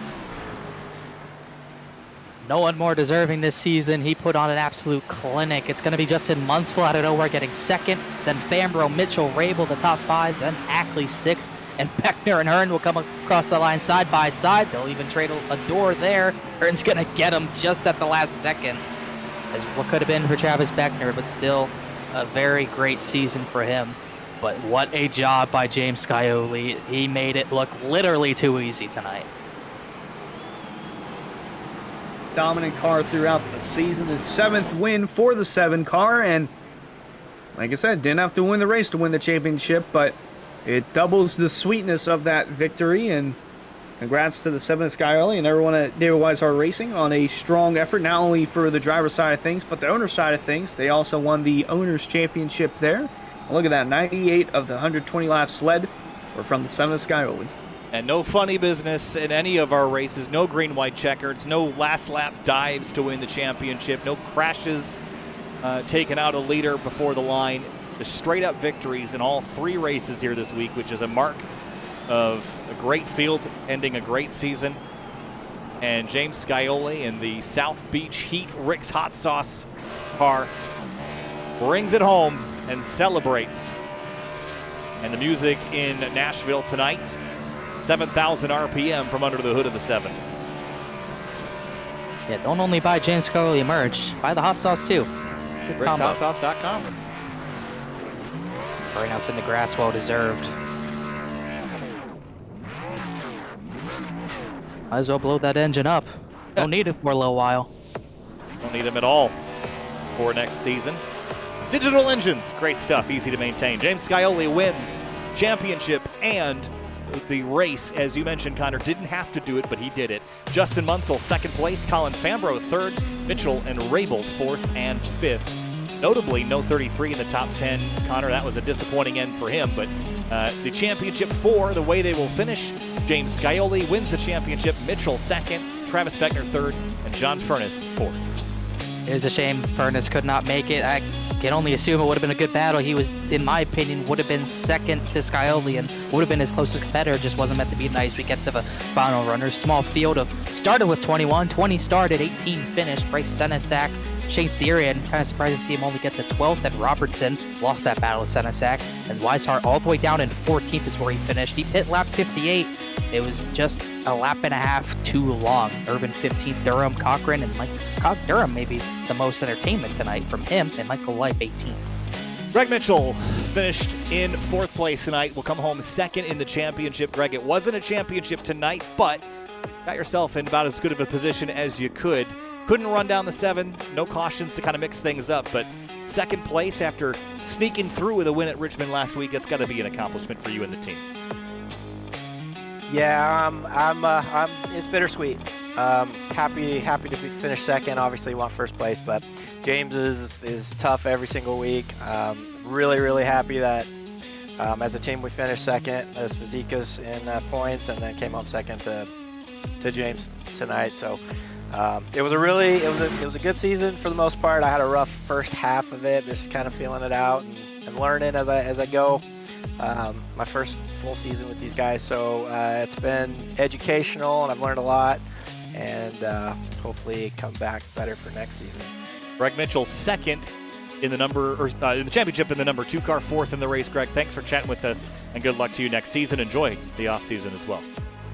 Thank you guys, and real quick, thank you to the sponsors of the entire season: the NAO, DeLeo Bram, Eat Sleep Race, Mag Air Bank, Fame Construction, and the entire Fazekas team. Thank you to you guys in the booth and all the admins.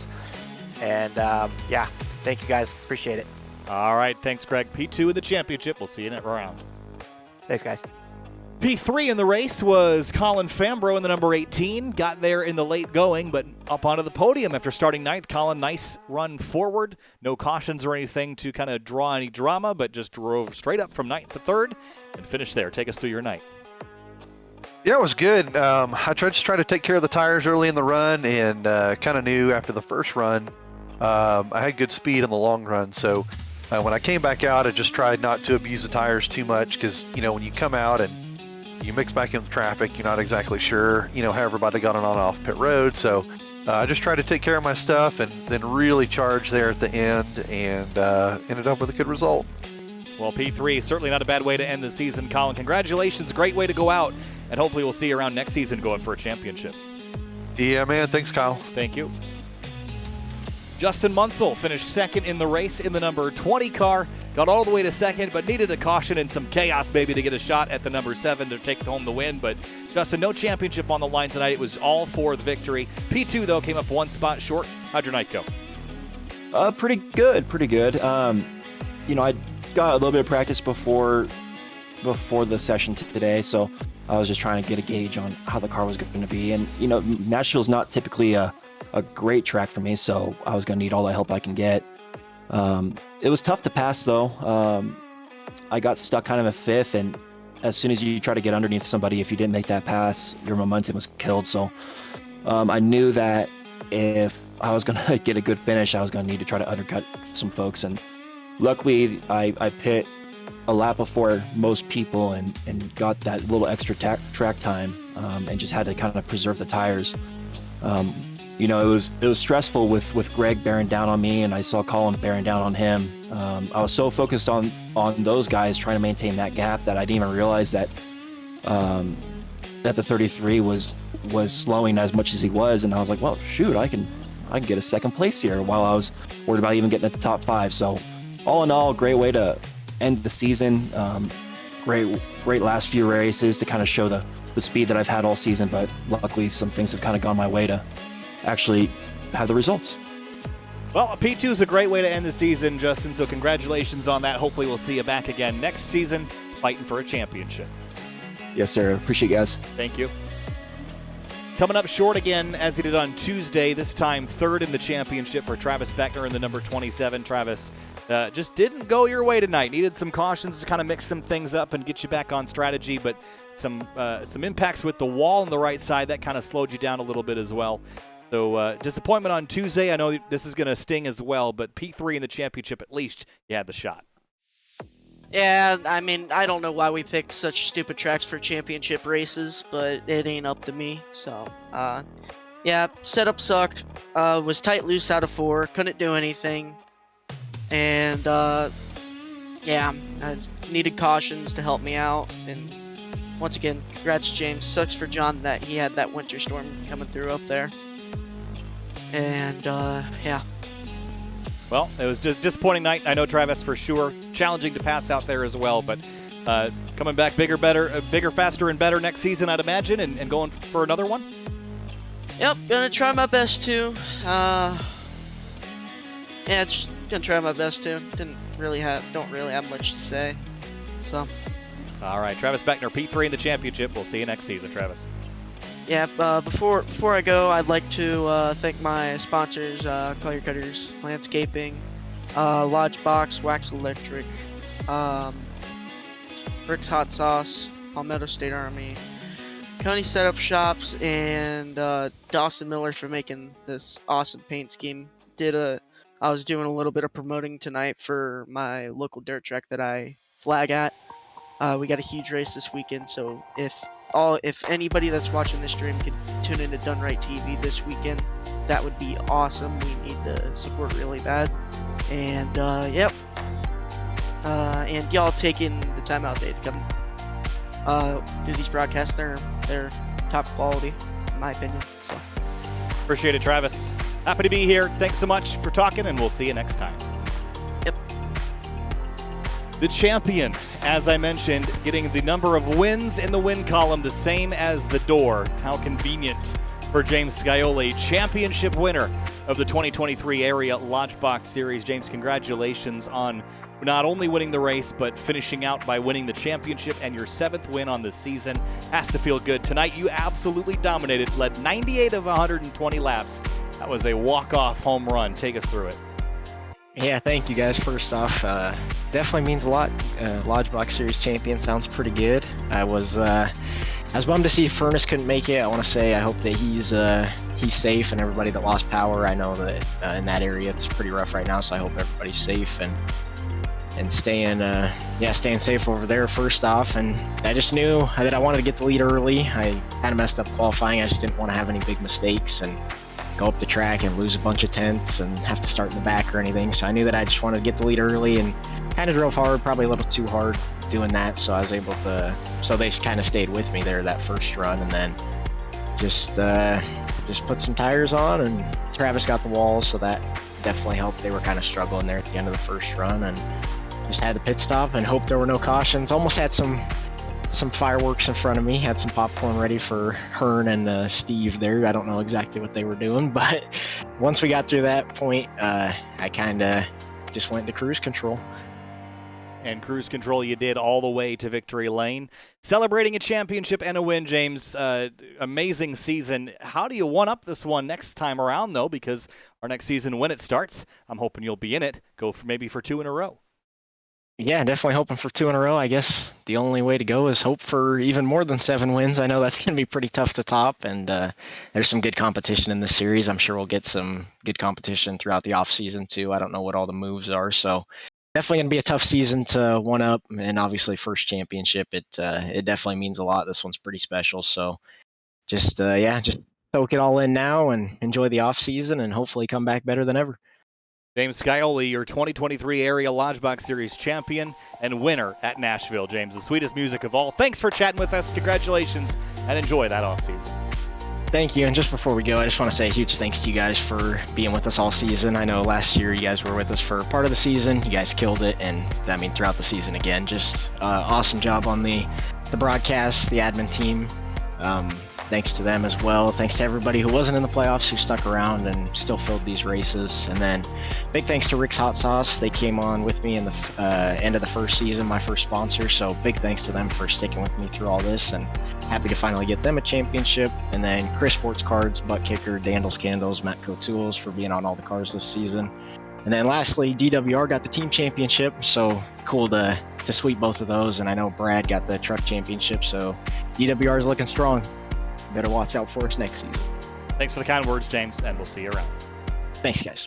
All right, guys, that'll wrap up the season. I mean, wow, what a year, what a season. Started it all the way back in the fall of 2022. It is now complete, and we'll take a handful of weeks off before we return. But Hunter, final thoughts here on the 2023 area season as we head into the spring season coming up in a few weeks. Just a phenomenal, absolutely phenomenal way to close out the season. Phenomenal season all the way around for all three area series. I cannot wait till we go back to Daytona, even though it's only a few off weeks in between that. In between now and Daytona, it's still going to seem like an eternity, just like the real NASCAR offseason. Looking forward to be back at Daytona in just a short amount of time. And Connor, final thoughts on the area series this season. You're here for the Lodgebox series and a couple times for the other ones, but it's been a fun season and can't wait to do it again. Yeah, it's going to be fun, no doubt. And that 7, at least in the Lodgebox series, is going to have a target on his back. He's got a lot. He's got a really good shot if he wants to run the entire season again. He's got a great shot to go back-to-back because there's not many drivers that can touch him in this series. 7 wins, led about 5/6 of this race alone. It's going to be tough to beat him. Also in the Cup Series, Jake Nichols, his dominance came up with a championship. We'll see if he runs next season. It's going to be another fun one, and I'm excited to see these drivers battle for the championship once more. Well, that's going to do it for us here on Sim TV. We'll see you back here in a little while. A couple of weeks' time we'll be back. But in the meantime, make sure that you tune in to Sim TV. Make sure you're subscribed if you're not.